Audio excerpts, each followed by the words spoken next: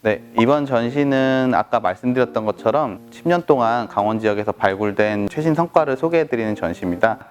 너무나도 많은 발굴 성과가 있기 때문에 이거를 전시실 내에서 모두 다 보여드리기에는 시간적으로나 물리적으로 좀 어려움이 있어서요. 춘천박물관이랑 소개해드린 4개 발굴조사 기관이 함께 많은 주요 성과들 중에서 10가지 주제를 선정을 했습니다. 지금부터 하나하나 살펴보도록 하겠습니다.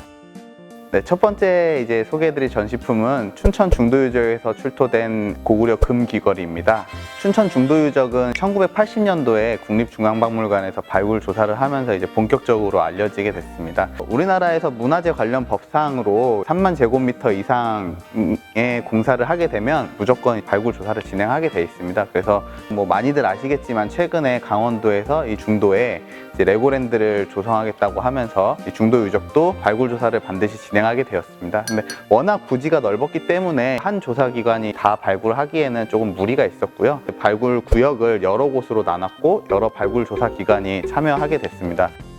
네, 여기 보시는 금 귀걸이는 이제 총 3점이 있습니다. 왼쪽 편에 있는 그 귀걸이가 예명문화재연구원이 조사한 C구역의 삼국시대 무덤에서 출토가 되었습니다. 보시는 위쪽에 두툼하게 있는 이런 거를 중심고리라고 부르고요. 이 고리의 크기가 어떠냐에 따라서 굵은 고리 귀걸이와 가는 고리 귀걸이로 나눕니다. 이 귀걸이 같은 경우는 이 부분이 굉장히 두껍기 때문에 굵은 고리 귀걸이라고 부를 수 있습니다. 이런 형태는 삼국시대에 종종 나오긴 하는데 주로 고구려에서 많이 출토가 됩니다. 그래서 이 귀걸이는 고구려 계통에 영향을 받았다고 이제 판단을 하고 있고요. 유사한 것들을 좀 살펴보자면 충청북도 청원군에 남성골 산성이 있는데 비슷한 거가 출토된 적은 있습니다. 근데 그보다는 중국의 동북 지역인 지반현의 승리촌이라는 곳에서 이것과 거의 유사한 형태의 귀걸이가 출토가 되었습니다. 한 6세기 정도에 만들어서 사용했다라고 추정을 하고 있고요. 옆에 보시는 이 2점의 귀걸이는 같은 F구역에서 하나의 무덤에서 또 출토가 됐습니다. 그래서 요거는 한 쌍으로 보시면 될 것 같고요. 이 2개 귀걸이는 중심고리가 같이 출토가 되진 않았습니다. 대신에 이제 장식 부분만 출토가 되었고 장식을 보시면은 약간 하트 모양으로 생긴 거를 아실 수가 있습니다. 자세히 보면은 이 하트 모양의 가장 테두리 부분을 금판으로 이렇게 감싸고 있는 모습을 볼 수가 있습니다. 이런 귀걸이 또한 고구려 영역 내에서 많이 출토가 되고 있고요. 충청북도 진천 회중리라는 곳에서 또 유사한 것이 출토가 됐고 고구려가 한 5세기 말에서 6세기 정도 무렵에는 충청북도 청원, 아까 말씀드렸던 그 남성골 산성까지 이제 진출을 하게 됩니다. 그런 것들을 봤을 때 그 진천 회중리에서 출토된 귀걸이도 한 6세기 무렵에는 사용이 됐을 거라고 추정을 하고 있고요. 거의 비슷한 형태이기 때문에 이 귀걸이도 이제 6세기 정도에 아마도 사용이 되지 않았을까라고 생각을 하고 있습니다.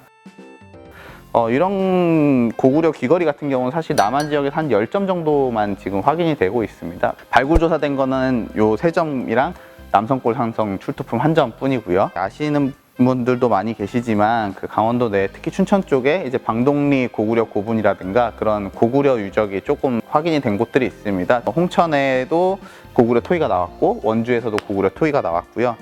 그에 반해서 이렇게 귀걸이 같은 위세품이 출토된 거는 이번이 처음이거든요, 강원도 내에서.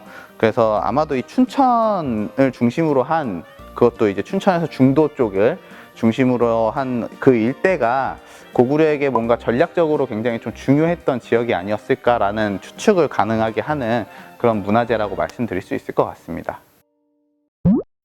다음으로 소개해드릴 전시품은 영월 흑령선원터에서 출토된 방가사유상입니다. 방가사유상 굉장히 익숙하시죠? 국보로도 지정이 되어 있고 앉아있는 상태로 만들어진 불상들을 방가사유상이라고 얘기를 하고 있습니다.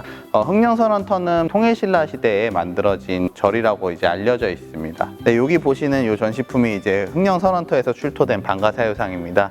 뒤에 이제 국보 83호 금동방가사유상 사진이 있는데 그 2개가 굉장히 닮아 있는 것을 보실 수가 있습니다. 머리에 쓴 보관의 형태라든가 볼 쪽에 이제 손을 대고 있는 이런 자세라든가 이런 것들이 굉장히 유사한 거를 볼 수가 있고요. 요거는 한 1m 정도 크기가 되는데 요거는 이제 10cm 정도가 조금 안 됩니다. 그래서 크기 차이가 굉장히 좀 있다라는 거를 좀 말씀드리고 싶고, 국보 83호 금동방가사유상은 7세기 무렵에 만들어진 걸로 추정되고 있고 이런 형태적이나 이런 부분들 때문에 이 불상도 7세기 무렵에 제작된 걸로 추정을 하고 있습니다. 다만 이 불상이 발견된 흑령선원터가 이제 9세기 통일신라 무렵에 이제 만들어진 걸로 추정이 되고 있어서 200년 전에 만들어진 불상이 어떻게 해서 그 통일신라 절에 이렇게 좀 봉안이 됐는지에 대해서는 아직 좀 더 연구가 필요한 부분이 될 것 같습니다. 이거는 이제 뭐 여러분들이 많은 소설을 쓰셔도 괜찮을 것 같습니다. 네, 이번에 소개해드릴 전시품은 이제 삼척 흥정리 절터에서 출토된 비석 조각들입니다. 삼척 흥정리 절터는 아직 그 절 이름이 밝혀지지 않아가지고 정확한 명칭을 알 수는 없습니다. 다만 이제 최근 발굴 조사에서 청동 정병이라든지 청동 장신구 같은 굉장히 의미 있는 문화재들이 많이 출토가 되어서 당시 이 절이 굉장히 격이 높았던 위험이 있었던 것으로 추정하고 있습니다. 그리고 비석이 그전에는 다 따로따로 떨어져 있던 한 종류인 걸로 추정을 했지만 이번에 이 비석 조각이 총 3종류라는 것도 밝혀내었습니다. 이 14점 중에 총 11점이 하나의 비석 조각임을 확인을 했고요. 그 비석은 이제 승려의 기록을 적은 탑비인 거를 확인을 했습니다. 한 7점이 하나로 접합이 됐습니다. 7점에는 측면에 문양이 있는데요. 그 문양은 굉장히 고부조로 만들어져 있고요. 그리고 반대쪽 문양이 있는 비석 조각도 확인이 됐고요. 다만 문양의 종류에 대해서는 아직 조금 연구가 더 필요할 것 같습니다. 좀 주목해 볼 만한 거는 이 비석들이 접합이 되면서 기존에 밝혀지지 않았던 화상이라는 글자가 확인이 됐습니다. 여기 보시면 화자 밑에 깨져서 잘 보이진 않지만 상자로 추정이 되는데요. 화상이라는 말은 당시 신라 시대 때 고승을 높여 부르는 표현이었습니다. 그래서 화상이라는 글자와 김성계림지망으로 추정되는 글자가 연결이 되는데요. 김씨성을의 계림은 이제 경주 계림이라는 숲이 있는데 그래서 경주를 뜻하는 표현으로 많이 사용이 됩니다.